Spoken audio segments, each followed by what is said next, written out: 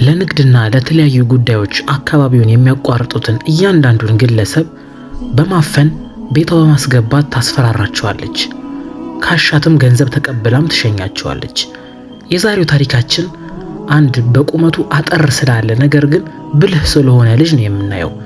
ያ ልጅ እንደተለመደው ከሁለት ወንድሞቹ ጋር ተሰናብቶ ጉዞ ከጀመረና ለንግድ ከተንቀሳቀሰ 3 ቀናትን አልፎታል። ያልታሰበ ዱብዳም እቺ አሮጊት አፍነዋለች። አፍናም ቤቷ ላይ እንስራ ውስጥ በመቅበር ልጇን አንቺ ከዚህ እንስራ ንቅንቅ እንዳይል አዝዤሻለሁ በማለት ቀጠን ያለ ትዕዛዟን ሰጣት። ሌላ መንገደኛን ለመጥለፍ ቤቱን ለቃ ትሄዳለች። እናም የዛሬው ባለ ታሪካችን ወጣት ሃሩን ዘዴውን አሁን መጠቀም ይጀምራል። ለልጅቷ እባክሽን አንድ ጊዜ ብቻ የሚያምር ድምጽ አለኝና ላዚምልሽ አዳምጪኝ ይላታል። ከዛም እሺ ብላ ተስማምታ ማዳመጥ ስትጀምር ልቧን ይሰርቀዋል። ለካ አጅሬ ድምጹ በጣም ያምራል። እስኪ ድገምልኝ አንዴ ልክፈትና ላዳምጥህ። ጀምር። ወይኔ ምን ታክላለ አንተ! ምንድነው እንደዚህ ቁመትህ ያጠረው? ስለ ቁመቴ ኋላ ይደርስሻል። ባይሆን አሁን ላዚምልሽ። እንደሚታወቀው ድምጼ በጣም ተሰረቅራቂና አካባቢው ላይ ኃያል ነው። እንደውም ትርፍ ስራዬ ማዜምና ለሰዎች መስፈን ነው። እና እንድዘፍንልሽ ትፈልጊያለሽ? ታዲያ ልውጣ? ምንም ችግር የለም ውረድ በማለት ከእንስራው ላይ ታስወርደዋለች። እንደወረደም አይታ ትደነግጣለች። ምክንያቱም በጣም አጭርና መልከ መልካም ክፋት የማይታይበት ልጅ ነው። ይቅርታ የኔ ወንድም፣ የእናቴን መጥፎ ተግባር አውቃለሁ። በዚህም በመተባበሬ ይቅርታ አድርግልኝ። ምንም ችግር አይግባሽ። ይቅርታ እንዳደርግልሽ ከፈለግሽ ከዚህ ቦታ እንድሽሽ እድል ስጪኝ። ይገርምሻል፣ እኔ ነጋዴ ነኝ። 2 ወንድሞቼ አያምኑኝም አሁን እንደዚህ ተደረኩ ብላቸው። ስለዚህ ወደ እነሱ ሄጄ እውነቱ እንድነግራቸው ከዚህ አካባቢ መልቀቅ አለብኝ እና ለዛ የሆነ ዘዴ ዘይጅልኝ። ባይሆን ለዛ እኔ አንድ የራሴ ዘዴ አለኝ። ምንድነው? እስኪ ልስማ። በአንቺ ቦታ እኔ ሆናለሁ፣ ያንቺን ልብስ እኔ ለብሳለሁ።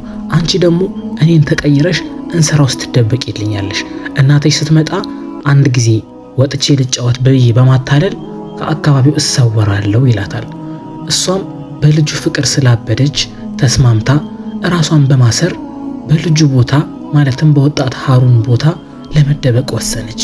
በነገራችን ላይ ወጣት ነው፣ ቁመቱ ነው አጭር ወይም ደግሞ ድንክዬ በምንለው ሰው ማለት ነው። እቅዱም ተሳካለት። ልጅቷም ተደበቀችለት። ከደነው። ከተወሰኑ ጥበቃዎች በኋላ እናትየዋ ብቅ ትላለች። ሽፍታዋ ማለት ነው። ልጄ ውስጥ ነው አይደል ልጁ ያለው? በሚገባ። ምን ነው ዛሬ መሸሻ በዛሽ? አይ ትንሽ ስላመመኝ ነው። ባይሆን ውጭ ወጥቼ አየር መውሰድ እችላለሁ እናቴ? ምንም ችግር የለም። ባይሆን ዛሬ እንግዳ ባህሪ ያሳይተሽኛል። እሺ በቃ ፈቅጄልሻለሁ። ውጭና አየር ወስደሽ መምጣት ትችያለሽ። ምንም ሐሳብ አይግባሽ በማለት ፈቃዷን ጠይቆ ያገኛል። ወዲያውም ይሰወራል ከአካባቢው። ተከትላ እንዳትደርስበትም ስለሰጋ ወዲያውም በያዘው ቁልፍ የውጭውን በር ተከርቸም አርግቶ ይቆልፈዋል። ከዛ እግሬ አውጭኝ ሩጫ ወደ ቤተሰቦቹ ጋር። ይሄኔ ከውጭ ይህንን ድምጽ በምትሰማበት ጊዜ አሮጊቷ ትጠራጠራለች። በመስኮት ቀና በበላ በመታይ ጊዜ ወጣቱ ልጅ ነው ከአካባቢው ያመለጠው። እንስራዋን ከፍታ ስታየው የገዛ ልጇ ነች። በነገራችን ላይ እንዲህ አይነት ታሪኮች እውነተኛነታቸው ያመዝናል። ምክንያቱም ወደ ከተማ እንዲህ አይነት ነገር ላንሰማ እንችላለን። ነገር ግን ወደ ክፍለ ሀገር ገጠራማ አካባቢ የሰው ልጆች መጠለፍ፣ የሰው ልጆች መጥፋት እንዲሁም አንዳንዴ የከፋ ነገር ደርሶባቸው መገኘት አካባቢ ላይ የተንሰራፋ ወሬ ነው። ወደ ታሪካችን እንመለስ። ልጁ አህያውን በመጋለብ በረሃውን አቋርጦ ወደ መጣበት ቦታ ይመለሳል። አሮጊቷ በመስኮት ዘላ ብትከተለው በተደርስበት አልቻለችም። የሆነው ሆኖ ወንድሞቹ ጋር ደረሰ። አተ ምንድነው በባዶ እጅህ የመጣኸው? እረረ ጭራሽ ለንግድ የላከውንም ገንዘብ አጥፍተህን የመጣኸው? እባካችሁ እመኑኝ፣ እኔ የመጣሁበትን ትግል እኔ ራሴው ነኝ የማውቀው። ከምን አይነት እሳት ውስጥ አምልጬ እንደመጣው እኔና ፈጣሪ ነው የምናውቀው። እባካችሁ በመጥፎ አጠርጥሩኝ። እንዴ ያምሃል እንዴ አንተ ድንክዬ? እንዴት ነው በመጥፎ አጠርጥሩኝ የምትለው? ገበያ ላክነህ ተረኛ ነህ። እቃ ገዝተህ መተህ እንድንሸጥ ነው የተለመዱ ኑሯችን እንድንመራ። አንተ ደግሞ ገና ለገና ታፍኛለሁ፣ ገንዘቤ ተዘርፎብኛል ብለህ በሰላም መጣ። እንዴት አይነት ቂልነት ነው? ልታሞኝን ነው እንዴ አንተ? እባካችሁ ተረዱኝ። ጉዳዩ እንደዚህ አይደለም። እንዴት ማሳመን እችላለሁ? የለም አንተማ እኛን በምንም ተአምር አታሳምነንም። ባይሆን ምን ስትመገብ ነበር? የእውነት እሱ ጥሩ ሐሳብ ነው። ስመገብ የነበረው እዚህ አካባቢ የማይበቅል ቴምር ነው። ያ ቴምር በረሃው ላይ ብቻ ነው የሚበቅለው። ከፈለጋችሁ ያንን ቴምር ይዤላችሁ መምጣት እችላለሁ። ያንን ቴምር ይዤ ከመጣው ታምኑኛላችሁ አይደለ? አንተ ቂል ልታሞኘን ትፈልጋለህ እንዴ? እንዴት ነው እኛን በቴምር ምታታልለን? ግድ የላችሁም፣ ቴምሩን አምጥቼ አሳያችኋለሁ፣ እናንተም ታምኑኛላችሁ። ይቅናህ እስኪ እናይሃለን። እኔ በበኩሌ ግን በቴምሩ ብቻ ሙቃቃ አይመስለኝም። ለማንኛውም እስኪ አምጣውና እንየው። ደግሞ ጠንቀቅ በል፣ ድጋሚ ታግተህ ደግሞ ለዛም ሰበብና ምክንያት ስትፈልግ ጊዜያችንን አትፍጀው። በሊቅናህ እንግዲህ እናይሃለን። እኔ በህይወቴ የሚያስጠላኝ ነገር በውሸት መጠርጠሬ ነው። ለማንኛውም ይቅናህ ብሉኝ አሳያችኋለሁ በማለት አህያውን ተፈናጦ ጉዞ ወደ መጣበት አካባቢ አህያው ላይ የጫነው ነገር ቢኖር ድንጋዮችን ነው። በረሃ ጥግ በመሄድ ድንጋዮቹን ከለቃቀመ ወዲህ ምናልባት ብትመጣበት እሷን ለማጥቃት በሚል ድንጋዮቹን ከሸከፈ ወዲህ ወደ ቴምሩ ዛፍ ይሄዳል። በነገራችን ላይ ይህ ቴምር ዛፍ ከተማ የማይገኝ በረሃ ላይ የሚገኝ በመሆኑ ነው ለማሳመኛነት እየተጠቀመበት ያለው። እናም ትንሽ ከለቃቀመ ወዲህ አሮጊቷ ከርቀት ትመለከተዋለች።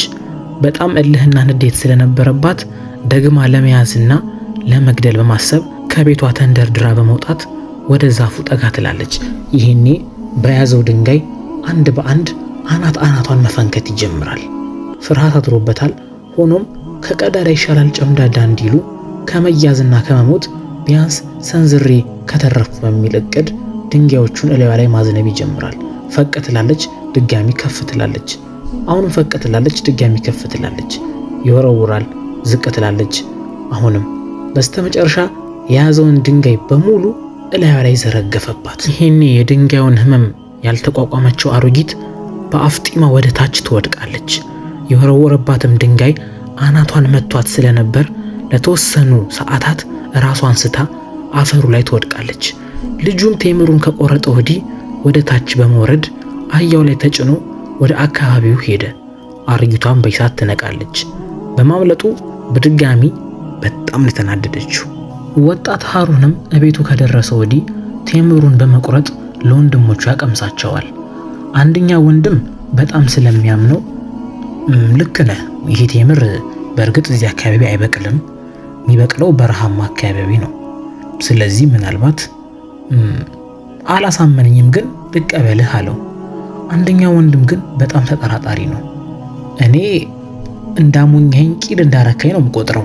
አሁን ቴምር ስላመጣህልኝ ታግተሃል ማለቴን በምን ላውቅ እችላለሁ? ይሄ ምናልባት እኮ መንገድ ላይ ስታልፍ ቀንጥሰህ ማምጥተህ ሊሆን ይችላል።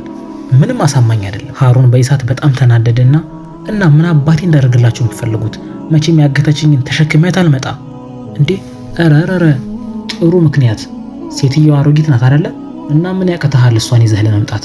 እንደውም መቀጣጫ ይሆናታል። ይዛሃትና እዚህ ህዝብ ፊት ነው የምናዋርዳት። ምን አባታችሁ ነው የምትሉት?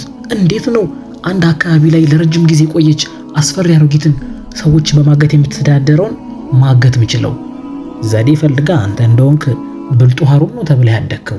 ቁመትህ አጭር ነው፣ ግን አይምሮህ በጣም ከፍተኛ ነው። እናንተ ግን የእውነት እያላገጣችሁብኝ ነው በማለት ተበሳጭቶ ወደ ውጭ ይወጣል። እምነተ ቢስና እምነቱ አጉዳይ እንዳይባል በጣም ስለፈራ ሌሊቱን ሙሉ ሲያስብ ካደረ ወዲህ አሮጊቷን ተሸክሞ ለመምጣት ስለወሰነ ጉዞ መሸከፍ ይጀምራል። በነገራችን ላይ ይህ ሁሉ የእውነት ታሪክ ነው። አሁን ላይመስለን ይችላል። ነገር ግን በቀደምት ዘመን እምነትና አደራን መቀበል፣ ውሸት አለማውራት በጣም ቦታ የሚሰጠው ነገር ነው። ለዛው ነው ይህን ያህል ልፋት እየለፋ ያለው። ወደ ታሪካችን ስንመለስ እንስራ ሻጭ ከሩቅ ምስራቅ የመጣ ምስኪን ነጋዴ መስሎ ነው ወደ አሮጊቷ እየቀረበ ያለው። ቁመቱ ግን እንዳያስወግረው በጣም ፈርቷል። አጠገባ ማለት እዚሁ አካባቢ ያላችሁ ሰዎች የተወሰኑ ስራዎችን ይዣለሁ፣ መግዛት የሚፈልግ ካለ። ምንድነው? ማን አለህና ነው ደግሞ የምትጣራው? ይቅርታ የኔ ቤት እግረ መንገዴን ሳልፍ ነው፣ እባክሽ ታይልኝ። በጣም ምርጥ የሩቅ ምስራቅ የቻይና እንስራዎች ናቸው። ብታዩትና ብትሞክሩት ትጠቀሙበታላችሁ። እኔ በጣም ታዋቂ ነጋዴ ነኝ እዚህ አካባቢ። ምንም ሐሳብ አይግባሽ። ያው በረሃው ሩቅ ስለሆነ ወደ ገበያ ይህ አካባቢ ሰዎች ትሄዳላችሁ ብዬ አልገመትም። ቀለል አድርግላችሁ ብዬ ነው እግረ መንገዴን። ምንም ሐሳብ አይግባሽ። እዩት፣ በጣም ጠንካራ ዕቃ ነው። አሮጊቷ አንዲትም ቃል ሳትለፈልፍ ወጣቱ በፍርሃት ብዙ ለፈለፈ። ሴትዮዋ ትንሽ ጥርጣሬ ያደረባትና በነገራችን ላይ ይሄ ፊት አዲስ አልሆነብኝም፣ የማቀው ይመስለኛል። የለም እኔን የሚመስል ሰው ካገኘሽማ በጣም እድለኛ ነሽ። ምክንያቱም እኔ በጣም ቆንጆ ነኝ። ስንት ሴቶች እንደሚረባረቡብኝ ብታቂ። ለነገሩ ተይው፣ ይህንን ስራ ብትሞክሩ አይሻልሽም? ይሄ እኮ የተሰበረ ነው። ምን ችግር አለ? እንድታዩ ነው። ውስጥ ብዙ አስቀምጫለሁ፣ እነሱን አወርድልሻለሁ። ራስሽ አንድ በአንድ እያነሳሽ ማየት ትችያለሽ በማለት እድል ያቀርብላታል። አሮጊቷም የከበዳት ነገር አለ። ልጁም በፍርሃት ስለተዋጠ እሱም የከበደው ነገር አለ። ብቻ ምን አለፋን እንስራውን መፈለግ ጀመረች፣ ሁሉንም አንድ በአንድ እያወጣች። ይሄኔ ልጁ ዘዴውን አሁን መዘየድ ይጀምራል። ከኋላዋ በመሆን በእርግጫ በመርገጥ የእንስራ መያዣ ከረጢት ውስጥ እንድትገባ ያደርጋታል። ያው አሮጊት ስለሆነች ብዙም ሰውነቷ አልከበደውም። ጠቅልሎ በመያዝ አህያው ላይ አርግቶ ጉዞ ወደ አካባቢው መግፋት ጀመረ። እያዋረደ ነው የወሰዳት። በነገራችን ላይ ይሄ ውርደት ነው። ይገርምሻል፣ መቼም አሁን ማንነቴን አላጣሽውም። አወቅሽኝ አይደለ? ያው አጭሩ ልጅ ነኝ። ያው በቁመቴ በመሳሰልብሽም መልኬን ደብቄ ነበር። አሁን የመዋረጃሽ ሰዓት ደርሷል። ስለዚህ አዋርድሻለሁ፣ ጠብቂኝ ብቻ። ወደ ከተማ እየደረስኩ ነው። ዋጋሽን ነው የምሰጥሽ። በዚህ እርጅናሽ ምን አለ ቆርበሽ ወደ ፈጣሪሽ ጠጋ ብቲ። መንገድ ተጓዦችን እያቋረጡ ገንዘብ ከመዝረፍ የተሻለ ምርጥ ስራ እያለ በዚህ እድሜሽ አንቺ በማለት ልክ ልኳን ከነገራት ወዲህ ወደ አካባቢው ደረሰ። አካባቢው ላይ እንደደረሰም ወዲያው በፍጥነት ለወንድሞቹ መናገር ጀመረ። ምክንያቱም አላማኑትም ነበረ። በነገራችን ላይ የብዙ ሰዎች ራስ ምታት ነበረች እቺ አሮጊት።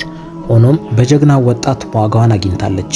ለወንድሞቹ ከነገራቸው ወዲህ ለአካባቢው ማህበረሰቦች ውርደታም ቅሌታም ናት እያለ በማሳወቅና በመግረፍ ዋጋዋን ሰጣት። ይህን የመሰለ ታሪክ በእውነተኛ ታሪክ ሀገራችን ላይ ይከሰታል ብዙ ጊዜ። መንገድ ላይ በሽፍታዎች መታፈን፣ ገንዘቦችን መጠየቅ። ብቻ ፈጣሪ ሰላም ያርግልን አካባቢያችንንም እኛንም። ይኸው የዛሬ ታሪካችንም ይህን ይመስል ነበር። ሐሳብ አስተያየታችሁን ኮሜንት ስር አስቀምጡልኝ። አመሰግናለሁ።